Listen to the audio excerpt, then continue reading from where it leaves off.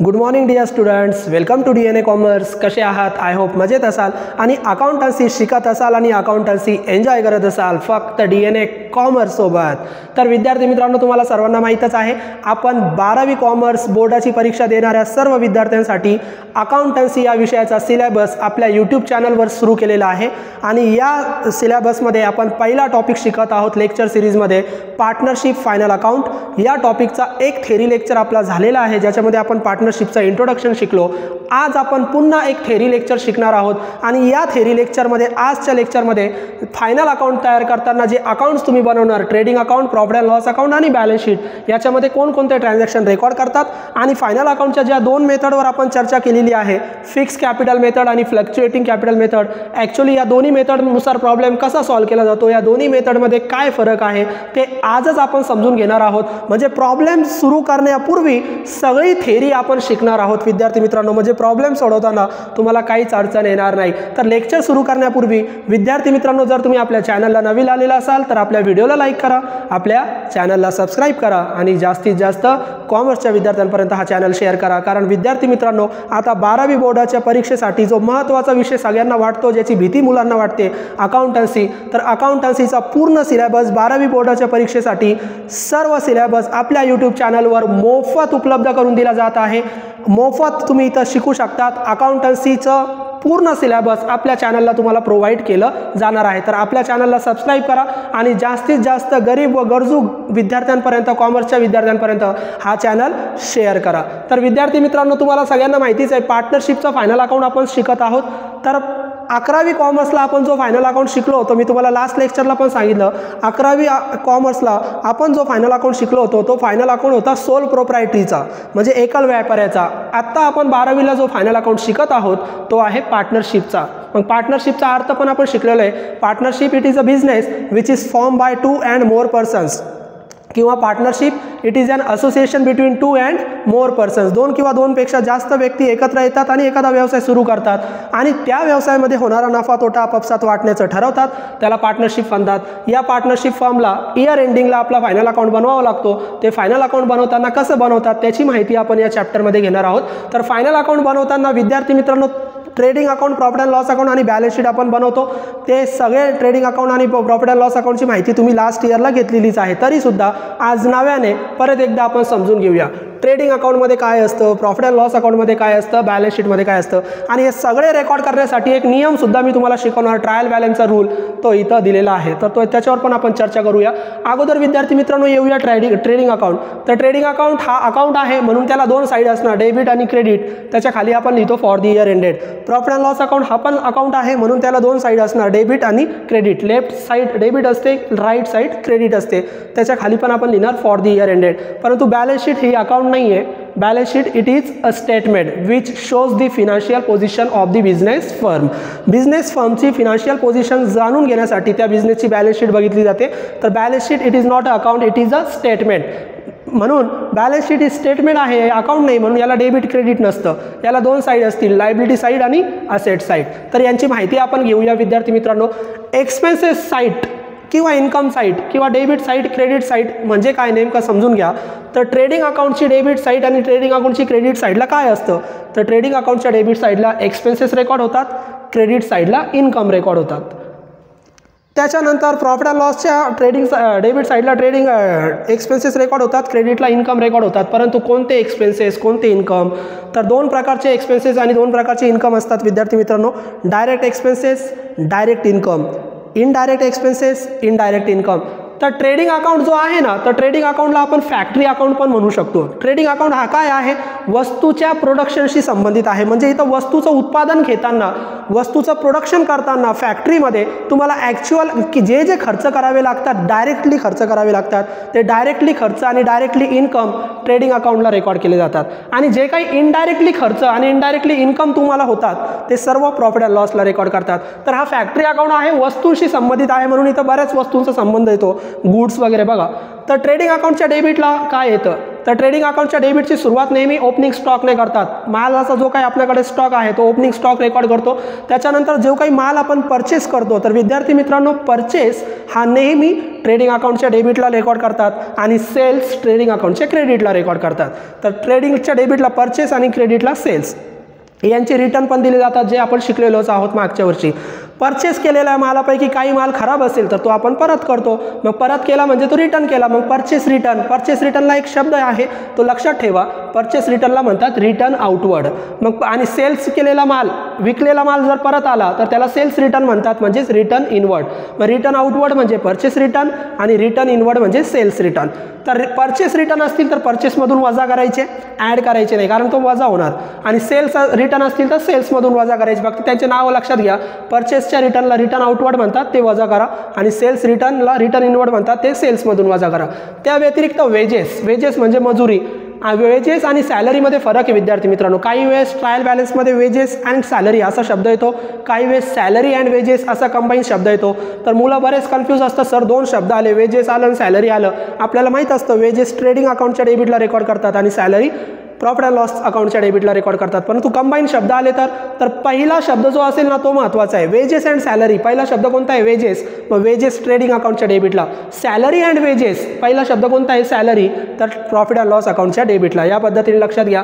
तर wedges trading अकाउंटच्या डेबिटला record करतात. त्या व्यतिरिक्त कॅरेज इनवर्ड, कॅरेज इनवर्ड आणि कॅरेज आउटवर्ड याच्यामध्ये पण बऱ्याच विद्यार्थ्यांचा गोंधळ असतो. तर कॅरेज इनवर्ड तुम्ही ट्रेडिंग अकाउंटच्या डेबिटला रेकॉर्ड करा. इनवर्ड तुमच्याकडे आलेले आहे, येण्यासाठी तुम्ही तो खर्च केला आहे. आणि कॅरेज आउटवर्ड, मग कॅरेज आउटवर्ड हा देखील खर्च आहे, परंतु तो प्रॉफिट अँड लॉस अकाउंटच्या डेबिटला. मग कॅरेज इनवर्ड जर आलं तर ट्रेडिंग अकाउंटच्या डेबिटला रेकॉर्ड करा. कॅरेज आउटवर्ड जर आलं प्रॉफिट अँड लॉस अकाउंटच्या डेबिटला रेकॉर्ड करा. त्या व्यतिरिक्त फ्रेट, कस्टम ड्युटी वगैरे, रॉयल्टी वगैरे, ऑक्ट्रॉय, जकात आणि मी तुम्हाला एक शब्द वापरला होता फॅक्टरी. फॅक्टरी अकाउंटच आहे हा. Factory lighting, factory expenses, factory heating, सगळे फॅक्टरी मेंटेनन्स, जेवढे पण फॅक्टरीशी संबंधित असतील खर्च, ते सगळे ट्रेडिंग अकाउंटच्या डेबिटला रेकॉर्ड करतात. आता ट्रेडिंग अकाउंटच्या क्रेडिटला काय रेकॉर्ड करतात? तर ट्रेडिंग अकाउंटच्या क्रेडिटला सेल्स रेकॉर्ड करतात, त्याच्यातून त्याचे सेल्स रिटर्न वजा करतात, त्याला रिटर्न इनवर्ड म्हणतात. ड्रॉइंग म्हणजे काय? तर drawing it is a amount which is withdraw by proprietor for his personal use. आणि इथं प्रोप्रायटर कोण आहे? Who is the proprietor in partnership firm? Partner. मग partner are the owner, it means they are the proprietor आणि ते drawing वापरू शकतात. तर ड्रॉइंग म्हणजे व्यवसायाच्या मालकाने स्वतःच्या वापरासाठी घेतलेली रक्कम, उचललेली रक्कम. मग ड्रॉइंग आला तर ट्रेडिंग अकाउंटच्या क्रेडिटला रेकॉर्ड करा. त्याच्यानंतर गुड्सची संबंधित सगळे ट्रान्झॅक्शन ट्रेडिंग अकाउंटच्या क्रेडिटला रेकॉर्ड करा. तुमच्या गुड्सचं नुकसान होतं, मालाचं नुकसान होतं. मग मालाचं नुकसान कसं होतं बघा. गुड्स लॉस्ट बाय फायर, आगीमुळे नुकसान झालं.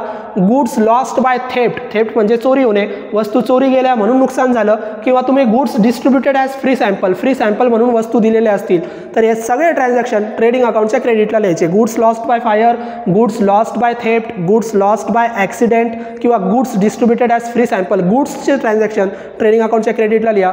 त्या व्यतिरिक्त इथं डेबिटला ओपनिंग स्टॉक लिहितात आणि क्रेडिटला कोणता स्टॉक लिहितात? Closing stock. हे एक लक्षात ठेवा. तर ट्रेडिंगच्या क्रेडिटला क्लोजिंग स्टॉक आणि डेबिटला ओपनिंग स्टॉक. आणि त्याच्यानंतर आपण ट्रेडिंग अकाउंट क्लोज करणार. तर ट्रेडिंग अकाउंट बनवलाच कशासाठी जातो विद्यार्थी मित्रांनो? तुम्हाला माहिती आहे ट्रेडिंग अकाउंट फक्त ग्रॉस प्रॉफिट आणि ग्रॉस लॉस शोधण्यासाठी बनवला जातो. म्हणजे trading account is prepared only for to find out the amount of gross profit और gross loss of that particular firm. त्या फर्ममध्ये काय ग्रॉस प्रॉफिट होतोय, काय ग्रॉस लॉस होतोय ते शोधण्यासाठी ट्रेडिंग अकाउंट बनवतात. मग क्लोज तुम्हाला माहिती आहे, तुम्हाला येतं करता, तरी मी तुम्हाला सांगतोय. समजा तुमची क्रेडिट साईड जास्त असेल तर क्रेडिट साईडची टोटल तशीच डेबिट साईडला लिहा. आणि क्रेडिट जास्त आहे म्हणजे डेबिटला डिफरन्स येणार. मग डेबिटला येईल तर जो डिफरन्स येईल त्याला नाव द्या ग्रॉस प्रॉफिट. काय नाव द्या? Gross profit. आणि समजा तुमची डेबिट साईड जास्त आहे, ग्रॉस प्रॉफिट नाव देणार. तुमची डेबिट साईड जास्त आहे तर ती टोटल क्रेडिटला लिहा. क्रेडिटला डिफरन्स येणार आणि क्रेडिटला डिफरन्स आला तर तो लॉस आहे, ग्रॉस लॉस. म्हणजे क्रेडिट जास्त आली तर डेबिटला फरक येणार, ग्रॉस प्रॉफिट त्याला नाव द्या. डेबिट जास्त झाली तर क्रेडिटला फरक जाणार, त्याला ग्रॉस लॉस नाव द्या. आता ग्रॉस प्रॉफिट आणि ग्रॉस लॉस काय करायचं?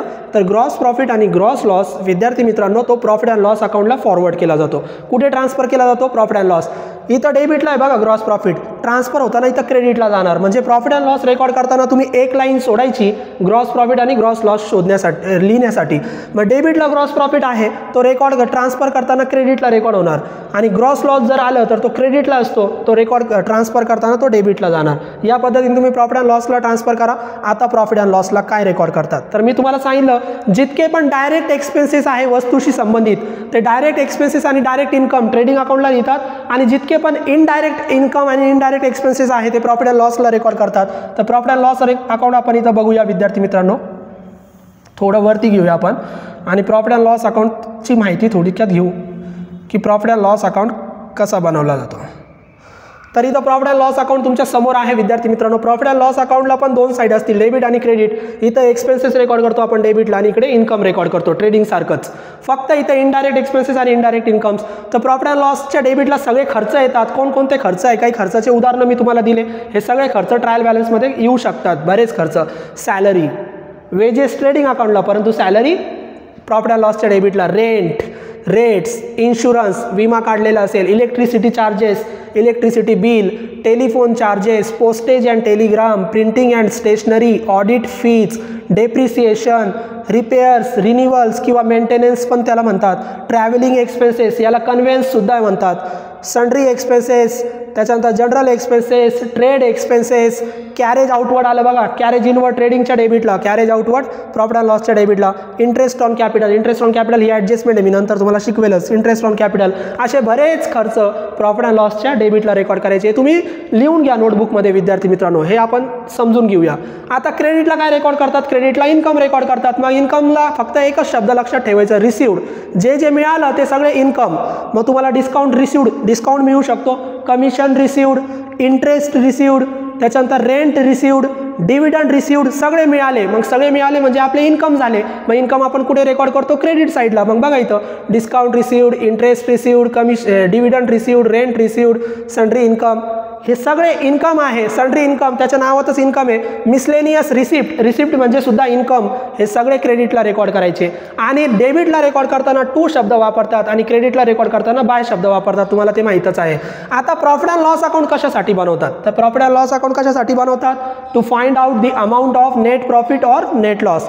ट्रेडिंग अकाउंटला ग्रॉस प्रॉफिट आणि ग्रॉस लॉस फाइंड आउट करतो आपण, प्रॉफिट अँड लॉसला नेट प्रॉफिट आणि नेट लॉस फाइंड आउट करणार. तसंच क्रेडिट साईड जर जास्त असेल तर क्रेडिटला क्लोज करा, डिफरन्स कुठे येणार, डेबिटला. मग डेबिटला जो डिफरन्स येईल त्याला नाव द्या trade net profit. Debit side जास्त असली तर क्रेडिटला डिफरन्स येणार आणि क्रेडिटला डिफरन्स आला तर त्याला नाव द्या नेट लॉस. आता प्रश्न आहे कुठे ट्रान्सफर करायचं, ग्रॉस प्रॉफिट ग्रॉस लॉस तुम्ही प्रॉफिट अँड लॉसला ट्रान्सफर केलं होतं, हा नेट प्रॉफिट नेट लॉस कुठे ट्रान्सफर करायचं, तर बरेच विद्यार्थी लगेच म्हणतात सर बॅलन्स शीटला. बरोबर आहे, परंतु इथं दोन मेथड आहे फायनल अकाउंटमध्ये, फ्लक्च्युएटिंग कॅपिटल मेथड आणि फिक्स कॅपिटल मेथड. तर विद्यार्थी मित्रांनो, नेट प्रॉफिट आणि नेट लॉस जो झाला तो कुठे ट्रान्सफर करायचा, तर नेट प्रॉफिट आणि नेट लॉस एकतर बॅलन्स शीटला, एकतर बॅलन्स शीटला कशामध्ये, कॅपिटलमध्ये ट्रान्सफर करा. बॅलन्स शीटला कशामध्ये ट्रान्सफर करा, कॅपिटलमध्ये. नेट प्रॉफिट असेल तर कॅपिटलमध्ये ॲड करा, नेट लॉस असेल तर कॅपिटलमधून लेस करा. असंच आपण 11वीला पण केलं होतं. परंतु जर आपण करंट अकाउंट बनवलेला असेल, म्हणजे फिक्स कॅपिटल मेथडचा प्रॉब्लेम असेल आणि तुम्ही पार्टनरचा करंट अकाउंट बनवलेला असेल तर नेट प्रॉफिट आणि नेट लॉस बॅलन्स शीटला ट्रान्सफर करायचं नाही. ज्या वेळेस करंट अकाउंट तयार असेल त्यावेळेस नेट प्रॉफिट आणि नेट लॉस फक्त पार्टनर्स करंट अकाउंटलाच ट्रान्सफर करायचं आणि करंट अकाउंटचा डिफरन्स नंतर बॅलन्स शीटला ट्रान्सफर करायचं. हे मी तुम्हाला शिकवणारच आहे. तर नेट प्रॉफिट आणि नेट लॉस करंट अकाउंट नसेल तर डायरेक्ट कॅपिटलमध्ये ट्रान्सफर करा, ॲड किंवा लेस. नेट प्रॉफिट असेल तर ॲड, नेट लॉस असेल तर लेस. करंट अकाउंट बनवलेला असेल तर कॅपिटलला ट्रान्सफर करू नका, करंट अकाउंटला ट्रान्सफर करा. मग करंट अकाउंटला कुठे ट्रान्सफर करायचा, तर नेट प्रॉफिट असेल तर करंट अकाउंटच्या क्रेडिट साईडला ट्रान्सफर करा आणि नेट लॉस असेल तर करंट अकाउंटच्या डेबिट साईडला ट्रान्सफर करा. हे झालं प्रॉफिट अँड लॉस अकाउंट. आता प्रॉफिट अँड लॉस अकाउंट नंतर अजून एक आहे आपल्याकडे बॅलन्स शीट. तर बॅलन्स शीटची माहिती घेऊया.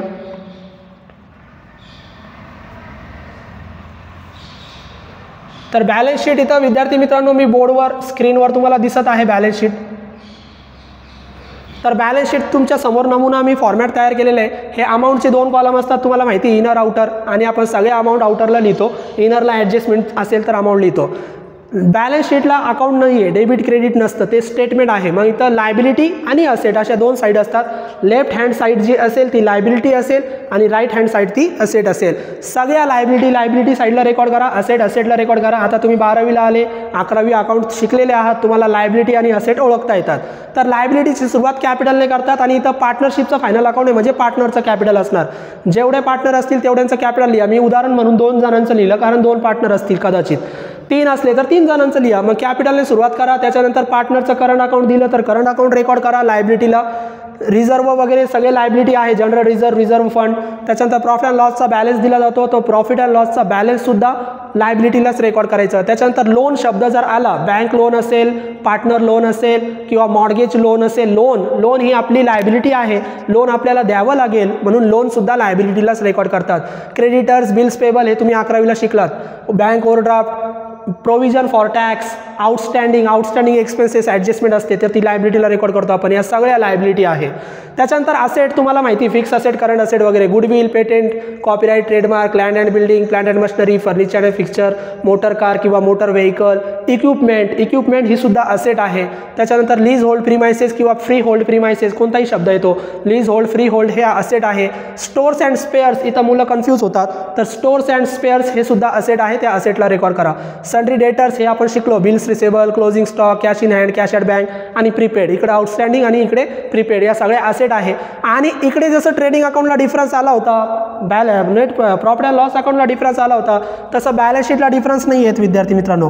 बॅलन्स शीट डायरेक्ट तुमची काय झाली पाहिजे, टॅली झाली पाहिजे. बॅलन्स शीटला डिफरन्स येता कामा नाही. बॅलन्स शीटला जर डिफरन्स आला तर चुकले समजायचं. तर बॅलन्स शीट टॅली झाली पाहिजे. आता हे सर्व पोस्टिंग आपण केली आणि सर्व रेकॉर्ड तुम्ही जे करणार ते ट्रायल बॅलन्सवरून करणार, कारण प्रॉब्लेममध्ये ट्रायल बॅलन्स दिला जाणार आणि ॲडजस्टमेंट दिले जाणार, त्याच्यावरून आपण रेकॉर्ड करणार. ट्रेडिंग, प्रॉफिट अँड लॉस आणि बॅलन्स शीट कसं रेकॉर्ड करणार, तर ट्रायल बॅलन्सवरून सोडवणार ना. मग ट्रायल बॅलन्सचा नियम माहीत पाहिजे. तर ट्रायल बॅलन्सचा नियम इथं मी दिलेला आहे, लिहून घ्या नोटबुकमध्ये. खूप महत्त्वाचा नियम आहे. एकदा नियम समजला तर रेकॉर्ड करताना ट्रेडिंगला रेकॉर्ड करू का, प्रॉफिट अँड लॉसला रेकॉर्ड करू का, बॅलन्स शीटला रेकॉर्ड करू, हे कन्फ्युजनच राहणार नाही. तर ट्रायल बॅलन्सला 2 बॅलन्स असतात, ट्रायल बॅलन्सवरून आपण सोडवतो. ट्रायल बॅलन्स काय आहे, तर trial balance it is a list of debit balances और credit balances of ledger accounts. Ledger अकाउंटचे 2 प्रकारचे बॅलन्स असतात, डेबिट आणि क्रेडिट, आणि ते डेबिट आणि क्रेडिट बॅलन्सेस ज्या लिस्टमध्ये दिले जातात त्याला ट्रायल बॅलन्स म्हणतात. मग ट्रायल बॅलन्समध्ये 2 बॅलन्सेस असतात, डेबिट बॅलन्स आणि क्रेडिट बॅलन्स. काही बॅलन्स डेबिटमध्ये असतात, काही क्रेडिटमध्ये असतात. त्यांचा नियम लक्षात ठेवा. डेबिटमध्ये जे ट्रान्झॅक्शन असतात ते एक्सपेन्सेस असतात किंवा असेट असतात. मग डेबिटला जेव्हा तुम्ही सोडवणार तेव्हा ते एक्सपेन्सेस असतात. मग एक्सपेन्सेस म्हणजे काय, डेबिट साईड, आणि इन्कम म्हणजे क्रेडिट साईड. मग जर ट्रायल बॅलन्सच्या डेबिटमध्ये ट्रान्झॅक्शन दिले तर ते डेबिट साईडला रेकॉर्ड करा, ट्रेडिंग अकाउंटच्या डेबिटला किंवा प्रॉफिट अँड लॉसच्या डेबिटला. आणि यांच्या डेबिटला रेकॉर्ड नाही झाले तर कुठे रेकॉर्ड करा, असेटला. संपलं. मग ट्रायल बॅलन्सच्या डेबिटला जे ट्रान्झॅक्शन दिले जातील ते डेबिट साईडला रेकॉर्ड होतील, ट्रेडिंग अकाउंटच्या डेबिटला किंवा प्रॉफिट अँड लॉसच्या डेबिटला, आणि इकडे नाही आले तर कुठे जातील, असेटला. संपलं. आता ट्रायल बॅलन्सच्या क्रेडिट साईड. मग ट्रायल बॅलन्समध्ये क्रेडिट बॅलन्सेस जे असतात ते क्रेडिटला रेकॉर्ड करा, डेबिट बॅलन्सेस डेबिटला रेकॉर्ड होतात, तर क्रेडिट बॅलन्सेस क्रेडिटला. मग क्रेडिट बॅलन्सेस काय आता, इन्कम किंवा लायबिलिटी. मग इन्कम म्हणजे क्रेडिट साईड. मग ट्रायल बॅलन्सच्या क्रेडिट बॅलन्समध्ये जे ट्रान्झॅक्शन दिले एकतर ते ट्रेडिंगच्या क्रेडिटला किंवा प्रॉफिट अँड लॉसच्या क्रेडिटला, आणि इकडे नाही आले तर कुठे, लायबिलिटीला. संपलं. ट्रायल बॅलन्सच्या डेबिटला दिले तर डेबिटला, कोणते डेबिट, ट्रेडिंगचा डेबिट किंवा प्रॉफिट अँड लॉसचा डेबिट, किंवा इकडे नाही आले तर असेटला. ट्रायल बॅलन्सच्या क्रेडिटमध्ये दिलेले ट्रान्झॅक्शन कुठे रेकॉर्ड करायचे, क्रेडिटला. कोणती क्रेडिट, ट्रेडिंगची क्रेडिट किंवा प्रॉफिट अँड लॉसची क्रेडिट. इकडे नाही आले तर कुठे रेकॉर्ड होणार, लायबिलिटीला. संपलं. आता ट्रायल बॅलन्सचा अजून एक नियम, ट्रायल बॅलन्समधून प्रत्येक ट्रान्झॅक्शन तुम्ही सिंगल इफेक्ट करणार, एक इफेक्ट करणार म्हणजे एकदाच रेकॉर्ड करणार. जर त्याच्यावर ॲडजस्टमेंट असेल तरच 2 इफेक्ट करायचे. ते मी प्रॉब्लेममध्ये पुरं ॲडजस्टमेंट शिकवणारच आहे. ट्रायल बॅलन्सचा प्रत्येक ट्रान्झॅक्शन एकदाच रेकॉर्ड करायचा, ट्रेडिंग, प्रॉफिट अँड लॉस आणि बॅलन्स शीटला एकदाच. ॲडजस्टमेंट असेल तर 2 वेळेस रेकॉर्ड करायचं. ज्याच्यावर ॲडजस्टमेंट आपण असेल त्याला आपण टिक मार्क वगैरे काहीतरी मार्किंग करून घेऊ. ज्याच्यावर मार्किंग केली त्याचे 2 इफेक्ट करा कारण त्याच्यावर ॲडजस्टमेंट आहे. ज्याच्यावर मार्किंग नाही त्याचा एकच इफेक्ट करा कारण त्याच्यावर ॲडजस्टमेंट नाही. आता हा झाला ट्रायल बॅलन्स आणि trading account, profit and loss account आणि बॅलन्स शीटची माहिती. आणि हा नियम लक्षात घ्या. डेबिटमध्ये दिला तर डेबिट साईड, ट्रेडिंग किंवा प्रॉफिट अँड लॉस किंवा असेट. क्रेडिटमध्ये दिलं तर क्रेडिटला रेकॉर्ड करा, ट्रेडिंगच्या क्रेडिटला किंवा प्रॉफिट अँड लॉसच्या क्रेडिटला किंवा लायबिलिटीला. आता मेथड, तर 2 मेथड आहे विद्यार्थी मित्रांनो. दोन मेथडचा प्रॉब्लेम आपल्याला फायनल अकाउंटमध्ये शिकायचा आहे आणि फायनल अकाउंटचा प्रॉब्लेम तुम्हाला 12 मार्काला कंपल्सरी विचारला जाईल और नाही आहे, म्हणून व्यवस्थितपणे समजून घ्या. मेथड मी आजच्या लेक्चरमध्येच तुमच्या क्लिअर करणार आहे.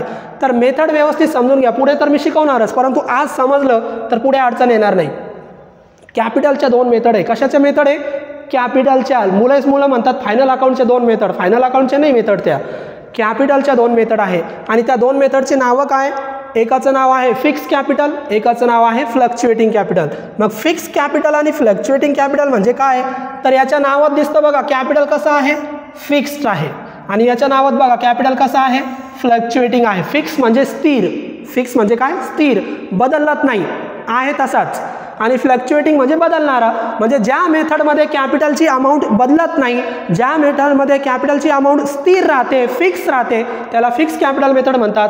आणि ज्या मेथडमध्ये कॅपिटलची अमाऊंट बदलत जाते, फिक्स राहत नाही, स्थिर राहत नाही, नेहमी बदलते, त्या मेथडला म्हणतात फ्लक्च्युएटिंग कॅपिटल मेथड. झालं. मग सर प्रॉब्लेममध्ये दिलं जातं का हो ही फिक्स कॅपिटल मेथड आहे किंवा फ्लक्च्युएटिंग कॅपिटल मेथडने सोडवा? नाही दिलं जात. ओळखता आलं पाहिजे. मग कसं ओळखणार सर हा प्रॉब्लेम फिक्स मेथडचा आहे का फ्लक्च्युएटिंग मेथडचा आहे? त्याची पण ट्रिक सांगतो. जर प्रॉब्लेममध्ये करंट अकाउंट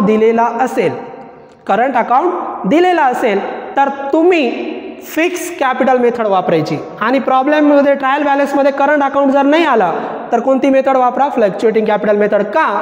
कारण फिक्स मेथड म्हणजे कॅपिटल फिक्स राहणार. कॅपिटलच्या रिलेटेड असणाऱ्या ॲडजस्टमेंट, कॅपिटलशी रिलेटेड 3-4 ॲडजस्टमेंट आहे. ड्रॉइंगची ॲडजस्टमेंट, इंटरेस्ट ऑन ड्रॉइंगची ॲडजस्टमेंट, इंटरेस्ट ऑन कॅपिटलची ॲडजस्टमेंट, त्याच्यानंतर salary to partner, commission to partner, या सगळ्या ॲडजस्टमेंट कॅपिटलशी संबंधित आहे. 5-6 ॲडजस्टमेंट. आणि या ॲडजस्टमेंट जर तुम्ही कॅपिटलला फिक्स ठेवलं तर या ॲडजस्टमेंट मग कुठं सोडवायच्या? कारण कॅपिटल फिक्स ठेवला आहे, कॅपिटलला हात नाही लावायचं. मग या सगळ्या ॲडजस्टमेंट सोडवण्यासाठी कोणता अकाउंट बनवला जातो? Current account. कोणता अकाउंट बनवला जातो? Current account. म्हणजे फिक्स कॅपिटलमध्ये आपण कॅपिटलशी संबंधित असणाऱ्या ॲडजस्टमेंट कॅपिटलमध्ये न सोडवता कुठे सोडवतो?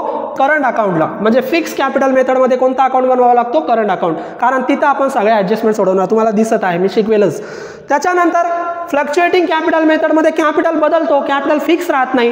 का बदलतो? कारण त्या सगळ्या ॲडजस्टमेंट आपण कॅपिटलमध्ये सोडवतो. मग कॅपिटलशी रिलेटेड आता ज्या 4-5 ॲडजस्टमेंट मी तुम्हाला सांगितल्या त्या सगळ्या ॲडजस्टमेंट कशावर सोडवतात? कॅपिटलवर. म्हणून कॅपिटलची अमाऊंट बदलत जाते, म्हणून याला म्हणतात फ्लक्च्युएटिंग कॅपिटल मेथड. इथं तुम्ही डायरेक्ट कॅपिटलमध्ये ॲडजस्टमेंट सोडवतात. 4-5 ॲडजस्टमेंट ज्या सांगितल्या त्या डायरेक्ट कशावर सोडवतात? कॅपिटलवर. ॲड किंवा लेस करतात. मग कॅपिटलची अमाऊंट बदलते, त्याला म्हणतात फ्लक्च्युएटिंग कॅपिटल. डायरेक्ट कॅपिटलमध्ये सोडवतात. म्हणून नो नीड्स, करंट अकाउंट बनवू नका, गरज नाही करंट अकाउंटची. का? कारण सगळ्या ॲडजस्टमेंट कशावर सोडवत आहे? कॅपिटलवर. इथं सगळ्या ॲडजस्टमेंट करंट अकाउंटवर सोडवतात. का? कारण कॅपिटल फिक्स ठेवत आहे, म्हणून आपण इथं करंट अकाउंट बनवतो. मग कोणत्या मेथडमध्ये करंट अकाउंट बनवतात? फिक्स कॅपिटल मेथडमध्ये.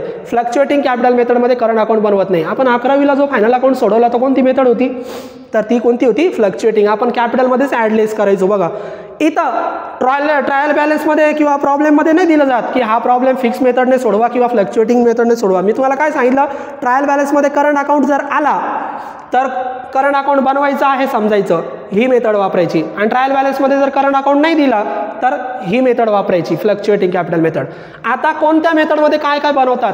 तर या मेथडमध्ये तेच account, trading account, profit and loss account आणि बॅलन्स शीट. आणि या व्यतिरिक्त कोणतं अकाउंट बनवतात? Current account. कारण कॅपिटल ऐवजी आपण करंट अकाउंटला ॲडजस्टमेंट सोडवणार. जर ही मेथड असेल तर फक्त एवढे 3च बनवा, trading account, profit and loss account आणि बॅलन्स शीट, जे 11वीला आपण बनवले. तर या पद्धतीने कोणत्या मेथडमध्ये काय बनवतात ते तुम्हाला मी शिकवलं. आता इथं आपण एक एक मेथड समजून घेऊया. थोडक्यात समजू, नंतर प्रॉब्लेममध्ये मी शिकवेलाच. आता 11वीला ही मेथड शिकलो होतो, हीच समजून घेऊ.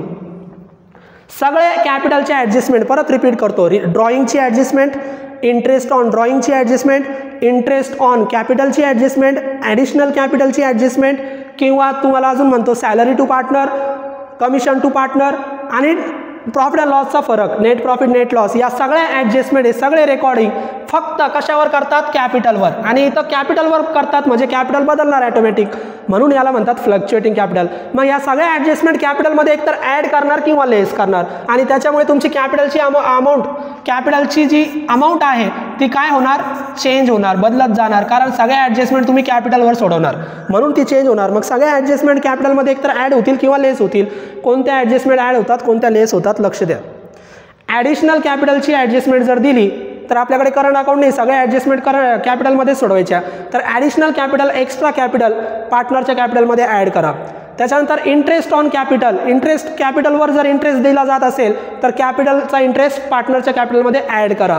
त्याच्यानंतर पार्टनरला सॅलरी दिली, पार्टनरला कमिशन दिलं, अशी ॲडजस्टमेंट दिली तर कॅपिटलमध्ये ॲड करा. आणि प्रॉफिट अँड लॉसला झालेला, मी तिथं सांगितलं होतं तुम्हाला, प्रॉफिट अँड लॉसचा जर नेट प्रॉफिट आला तर नेट प्रॉफिटसुद्धा कॅपिटलमध्ये ॲड करा आणि नेट लॉस आला तर लेस करा. आता कोणकोणत्या ॲडजस्टमेंट कॅपिटलमध्ये ॲड करणार? ॲडिशनल कॅपिटल आलं तर ॲड करा. त्याच्यानंतर इंटरेस्ट ऑन कॅपिटलची ॲडजस्टमेंट दिली तर कॅपिटलमध्ये ॲड करा. Salary to partner, commission to partner, या सगळ्या ॲडजस्टमेंट कॅपिटलमध्ये ॲड करा. आणि प्रॉफिट अँड लॉसचा फरक, नेट प्रॉफिट असेल तर ॲड करा. ड्रॉइंगची ॲडजस्टमेंट आली तर कॅपिटलमधून लेस करा. इंटरेस्ट ऑन ड्रॉइंग सांगितलं तरी कॅपिटलमधून लेस करा. आणि नेट लॉस, प्रॉफिट अँड लॉसला आला तर तो सुद्धा लेस करा. म्हणजे या सगळ्या ॲडजस्टमेंट एकतर ॲड होतील किंवा लेस होतील, हे लक्षात घ्या. कोणते ॲड होतात, कोणते लेस होतात. आणि हे सगळे ॲड लेस कशामध्ये करताय तुम्ही? कॅपिटलमध्ये करताय. म्हणून कॅपिटलची अमाऊंट काय होणार, याच्यामुळे चेंज होणार, म्हणून याला म्हणतात फ्लक्च्युएटिंग कॅपिटल. आता या सगळ्या ॲडजस्टमेंट कॅपिटल ऐवजी या मेथडमध्ये कोणत्या अकाउंटला सोडवायच्या? करंट अकाउंटला. बस एवढंच करायचं. कॅपिटल आहे तसाच ठेवायचा आणि या सगळ्या ॲडजस्टमेंट करंट अकाउंटला सोडवायच्या. मग करंट अकाउंट दोन प्रकारचं, डेबिट साईड, क्रेडिट साईड. मग डेबिट साईडला काय आणि क्रेडिट साईडला काय, तर परत सांगतो, लक्ष द्या. या मेथडमध्ये एकदा समजून घेतलं की याच्या उलट इकडं सोडवायचं. जे ज्या ॲडजस्टमेंट तुम्ही ॲड केल्या, ज्या ज्या ॲडजस्टमेंट तुम्ही ॲड करतात ते सगळे करंट अकाउंटच्या क्रेडिटला रेकॉर्ड करतात. म्हणजे जे जे ॲडजस्टमेंट तुम्ही ॲड करतात ते करंट अकाउंटच्या पुढे रेकॉर्ड करतात, क्रेडिटला. बघा, ॲडिशनल कॅपिटल आहे, इंटरेस्ट ऑन कॅपिटल, बघा interest on capital, salary, commission, बघा, आणि नेट प्रॉफिट. म्हणजे ज्या ज्या ॲडजस्टमेंट तुम्ही कॅपिटलमध्ये ॲड करत होता त्या करंट अकाउंटच्या क्रेडिटला रेकॉर्ड करा. आणि ज्या ज्या ॲडजस्टमेंट तुम्ही लेस करत होतात ते करंट अकाउंटच्या डेबिटला रेकॉर्ड करा. मग बघा इकडे ड्रॉइंग, इंटरेस्ट ऑन ड्रॉइंग आणि नेट लॉस. बघा, ड्रॉइंग, इंटरेस्ट ऑन ड्रॉइंग आणि नेट लॉस संपलं. मग सुरुवातीला काय लिहिलं सर, टू बॅलन्स आणि टू बॅलन्स. तर मी तुम्हाला सांगितलं होतं ट्रायल बॅलन्समध्ये करंट अकाउंट दिला तर करंट अकाउंट बनवायचा, म्हणजे ही मेथड. मग ट्रायल बॅलन्समध्ये दोन बॅलन्स असतात, डेबिट आणि क्रेडिट. मग करंट अकाउंट डेबिटला देऊ शकतात किंवा क्रेडिटला देऊ शकतात. ट्रायल बॅलन्समध्ये करंट अकाउंट जर डेबिटला दिला तर डेबिटला रेकॉर्ड करा. ट्रायल बॅलन्समध्ये करंट अकाउंट डेबिटला दिला तर डेबिटला रेकॉर्ड करा, क्रेडिटला दिला तर क्रेडिटला रेकॉर्ड करा. हे ते सुरुवात आहे. ट्रायल बॅलन्समध्ये दिलं म्हणून करंट अकाउंट बनवलं, ट्रायल बॅलन्समध्ये नाही दिलं तर या सगळ्या ॲडजस्टमेंट कॅपिटलमध्ये ॲडलेस करायच्या. याला म्हणतात फ्लक्च्युएटिंग कॅपिटल मेथड आणि याला म्हणतात फिक्स कॅपिटल मेथड. फक्त एवढं बघायचं, ट्रायल बॅलन्समध्ये करंट अकाउंट आला तर करंट अकाउंट बनवायचं, कॅपिटलला मध्ये ॲडलेस करायचं नाही, करंट अकाउंटला सोडवायचं. म्हणजे ज्या ज्या ॲडजस्टमेंट तुम्ही तिथं ॲड करत होता त्या क्रेडिटला रेकॉर्ड करा, ज्या ॲडजस्टमेंट लेस करत होता त्या डेबिटला रेकॉर्ड करा. मग मला सांगा, ॲडिशनल कॅपिटल आपण ॲड करत होतो, समजा करंट अकाउंटची मेथड आहे कोणती, फिक्स कॅपिटल. तर ॲडिशनल कॅपिटल आपण ॲड करत होतो म्हणजे क्रेडिटला. त्याच्यानंतर आपण इंटरेस्ट ऑन कॅपिटल ॲड करतोय क्रेडिटला. Salary to partner, commission to partner क्रेडिटला. नेट प्रॉफिट ॲड करत होतात क्रेडिटला. आता जे लेस करत होतात, ड्रॉइंग, इंटरेस्ट ऑन ड्रॉइंग आणि नेट लॉस, ते सगळे डेबिटला. बघा, ड्रॉइंग, इंटरेस्ट ऑन ड्रॉइंग आणि नेट लॉस. त्याच्यानंतर करंट अकाउंट क्लोज होणार आणि करंट अकाउंटचा जो काही डिफरन्स येईल तो करंट अकाउंटचा फरक आता बॅलन्स शीटला ट्रान्सफर करायचा. मग करंट अकाउंटचा फरक बॅलन्स शीटला ट्रान्सफर करायचा. करंट अकाउंटची क्रेडिट साईड जास्त असेल तर डेबिटला फरक येणार आणि डेबिटला फरक जर आला तर लायबिलिटीला ट्रान्सफर करा. कोणत्या साईडला ट्रान्सफर करा? लायबिलिटी. म्हणजे बघा, डेबिटला जर फरक आला तर कोणत्या साईडला ट्रान्सफर करणार? लायबिलिटी साईडला. आणि डेबिट साईड जास्त असेल तर क्रेडिटला डिफरन्स येणार. मग क्रेडिटला डिफरन्स जर आला तर ॲसेट साईडला ट्रान्सफर करा. म्हणजे बॅलन्स शीटच्या कुठे ट्रान्सफर करायचं? करंट अकाउंट बनवायचं आणि करंट अकाउंट क्लोज केल्यानंतर करंट अकाउंटचा फरक डेबिटला आला तर बॅलन्स शीटच्या लायबिलिटी साईडला रेकॉर्ड करा आणि क्रेडिटला डिफरन्स आला तर बॅलन्स शीटच्या असेट साईडला रेकॉर्ड करा. करंट अकाउंटची मेथडमध्ये, म्हणजे कोणत्या मेथडमध्ये? फिक्स कॅपिटल मेथडमध्ये. आता सांगा, fix capital method, fluctuating capital method दिलं जातं का? नाही. करंट अकाउंट आलं तर करंट अकाउंट बनवायचं, म्हणजे ही मेथड. कॅपिटलच्या सगळ्या ॲडजस्टमेंट डेबिट क्रेडिटला रेकॉर्ड करायच्या. आणि करंट अकाउंट जर नाही आला तर ही मेथड सगळ्या ॲडजस्टमेंट ॲड किंवा लेस करायच्या कॅपिटलमध्ये. संपलं. या पद्धतीने या दोन्ही मेथड आहे. फिक्स कॅपिटल मेथडमध्ये करंट अकाउंट बनवतात, म्हणजे एक अकाउंट आहे एक्स्ट्रा करंट अकाउंट, बाकीचे 3 फिक्स आहे. याच्यात कॅपिटलमध्ये सगळं सोडवतात म्हणून करंट अकाउंटची गरज नाही, मग फक्त trading account, profit and loss account आणि बॅलन्स शीट. तर या पद्धतीने लक्षात घ्या, फक्त एवढे ॲडजस्टमेंट पार्ट करून ठेवा विद्यार्थी मित्रांनो. कोणत्या ॲडजस्टमेंट कॅपिटलमध्ये ॲड होतात आणि कोणत्या लेस होतात. ज्या ॲड होतात त्या करंट अकाउंटच्या क्रेडिटला, ज्या लेस होतात त्या करंट अकाउंटच्या डेबिटला. करंट अकाउंटचं डेबिट साईड म्हणजे पार्टनरला ते द्यायचं आहे, पार्टनरने ते घेतलंय फर्मकडून म्हणून त्याला करंट अकाउंटची डेबिट साईड म्हणतात. आणि करंट अकाउंटची क्रेडिट साईड म्हणजे काय, तर फर्म पार्टनरला देणार आहे. फर्म पार्टनरला काय देणार, इंटरेस्ट देणार, सॅलरी देणार, कमिशन देणार, नेट प्रॉफिट देणार, म्हणून ती क्रेडिट साईड आहे. तर या पद्धतीने डेबिट आणि क्रेडिटला काय रेकॉर्ड करायचं हे मी तुम्हाला शिकवलं. आजच्या लेक्चरमध्ये ट्रेडिंग अकाउंटमध्ये काय रेकॉर्ड करतात, प्रॉफिट अँड लॉस अकाउंटमध्ये काय रेकॉर्ड करतात, बॅलन्स शीटमध्ये काय रेकॉर्ड करतात, रूल काय आहे हे पण आपण शिकलो. आणि फिक्स कॅपिटल मेथड कधी वापरायची, फ्लक्च्युएटिंग कॅपिटल मेथड कधी वापरायची हे सुद्धा मी तुम्हाला शिकवलं. विद्यार्थी मित्रांनो, व्हिडिओ व्यवस्थित बघा, परत एकदा हा व्हिडिओ पुन्हा एकदा बघा आणि मेथड समजून घ्या. फिक्स कॅपिटल मेथडमध्ये करंट अकाउंट बनवायचं आहे आणि सगळ्या ॲडजस्टमेंट ज्या ॲड लेसच्या आहेत त्या करंट अकाउंटला रेकॉर्ड करायच्या. कॅपिटलला फिक्स ठेवायचं आहे तसंच, त्याच्यामध्ये चेंज करायचं नाही. आणि जर करंट अकाउंट नसेल तर कॅपिटलमध्ये ॲड लेस करायचे, करंट अकाउंट बनवायची गरज नाही. तर या ॲड लेसचे ॲडजस्टमेंट त्याच करंट अकाउंटला रेकॉर्ड होतात, बाकी काहीच नाही आहे. तर इथं आपण मेथड शिकलो. पुढच्या लेक्चरला सुद्धा मी प्रॉब्लेम नाही घेणार विद्यार्थी मित्रांनो. पुढच्या लेक्चरला आपण ॲडजस्टमेंट शिकू. प्रत्येक ॲडजस्टमेंटचे 2-2 इफेक्ट आपण समजून घेऊ. म्हणजे थेरी पूर्ण प्रॉपर झाली त्याच्यानंतर आपण प्रॉब्लेम सुरू करू. आणि प्रॉब्लेम घेताना आपण दोन्ही मेथडची घेऊ. अगोदर फिक्स कॅपिटल मेथडचे किंवा फ्लक्च्युएटिंग कॅपिटल मेथडचे घेऊ, त्याच्यानंतर दुसऱ्या मेथडचे घेऊ. म्हणजे दोन्ही मेथडचे प्रॉब्लेम मी तुम्हाला याच चॅनलवर शिकवणार. या चॅनलला विद्यार्थी मित्रांनो फॉलो करा, सबस्क्राईब करा, जास्तीत जास्त शेअर करा. आता 12वी बोर्ड अकाउंटन्सी या विषयाची चिंता तुमची मिटलेली आहे, संपलेली आहे. एकदा आम्हाला कनेक्ट व्हा आणि अकाउंट आमच्यासोबत शिका. आता अकाउंटची काळजी करायची गरज नाही. आपण पुढच्या लेक्चरला फायनल अकाउंटच्या ॲडजस्टमेंट शिकूया. इथं आपण थांबूया. व्हिडिओ जर आवडलेला असेल तर लाईक करा आणि जास्तीत जास्त शेअर करा. थँक्यू.